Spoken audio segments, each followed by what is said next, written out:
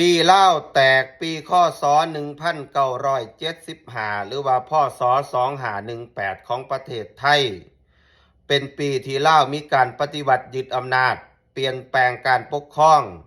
จากระบอบเสรีประชาธิปไตยอันมีพระมหากษัตริย์ทรงเป็นประมุขมาสู่ระบอบคอมมิวนิสต์หรือว่าสปป.ลาวในปัจจุบันสำหรับบทเพลงนี้ก็อยากฝากขอบคุณพี่น้องประเทศไทยที่เคยซอยเหลือพี่น้องคนลาวอพยพในสมัยอดีตและก็ขอบคุณUN ที่เมตตาอุ้มสู้พี่น้องลาวอพยพในอดีต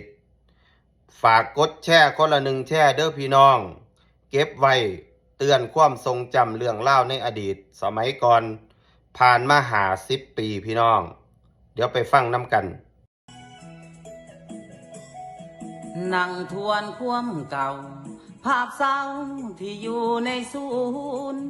ออกมามีหลายข้อมูลตอนอยู่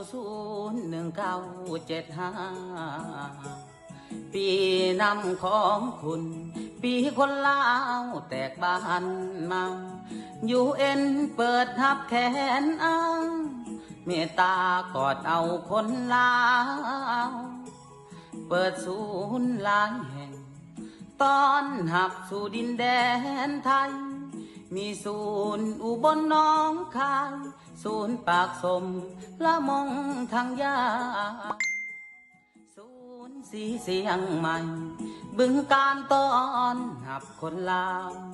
ลบภัยหนีตายฟังฟ้าหลังเข้าสู่ศูนย์นาโพอาคารแอมฟ้ามุงยาศาสตร์ปูเพียงพื้นใต้เทียนยามนอนลุกตื่นพองเข่าปั้นเป็นกิโลสิ้นตอนปาทูสาธุสวยเลี้ยงยามโซอดทนตั้งใจให้โพเดินไปสู่โลกที่3คนลาวหลายหมื่นก้าวเดินสู่โลกเสรีอยู่เยอรมันมากมีออสตาลีแยกไปคนกำบางอยู่ฝรั่งแคนาดาอังกฤษสวยคำอเมริกามากลำให้ทรงจำฝากใจถึงกา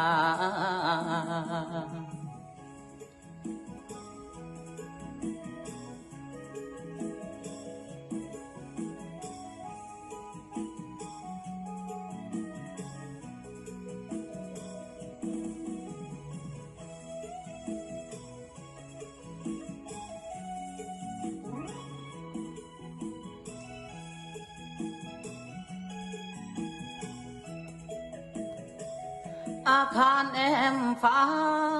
มุงยาศาสตร์ปูเพียงพื้นใต้เทียนยามนอนลุกตื่นพองเข่าปั้นเป็นกิโลสิ้นตอนปาทูสาธุสวยเลี้ยงยามโซอดทนตั้งใจให้โพพ้นไปสู่โลกที่3คนลาวหลายหมื่นก้าวเดินสู่โลกเสรีอยู่เยอรมันมากมีออสตาลีแยกไปคนกำบางอยู่ฝรั่งแคนาดาอังกฤษสวยคำอเมริกามากลำให้ทรงจำฝากใจถึงกาเปิดศูนย์หลายแห่งตอนหับสู่ดินแดนไทยมีศูนย์อุบลหนองคายศูนย์ปากสมละมงทางยาศูนย์สีเสียงใหม่บึงการตอนหับคนลาวลบภัยหนีตายฟังฟ้าหลังเข้าสู่ศูนย์นาโพอาคารแอมฟ้ามุงยาศาสตร์ปูเพียงพื้นใต้เทียนยามนอนลุกตื่น พองเขาปั้นเป็นกิโลสิ้นตอนปาทูสาธุสวยเลี้ยงยามโซอดทนตั้งใจให้โพเดินไปสู่โลกที่สามคนลาวหลายหมื่นก้าวเดินสู่โลกเสรีอยู่เยอรมันมากมีออสตาลีแยกไปคนกำบางอยู่ฝรั่งแคนาดาอังกฤษสวยคำอเมริกามากลำให้ทรงจำฝากใจถึงกา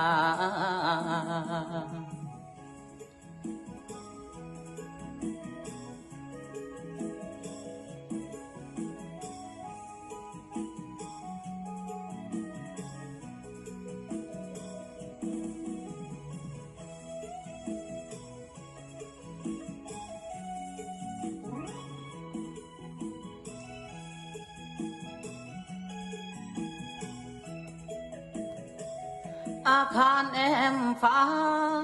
มุงยาสาดปูเพียงพื้นใต้เทียนยามนอนลุกตื่นพองเข่าปั้นเป็นกิโลสิ้นตอนปาทูสาธุสวยเลี้ยงยามโซอดทนตั้งใจให้โพพ้นไปสู่โลกที่สามคนลาวหลายหมื่นก้าวเดินสู่โลกเสรี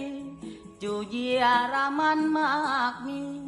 ออสตาลีแยกไปคนก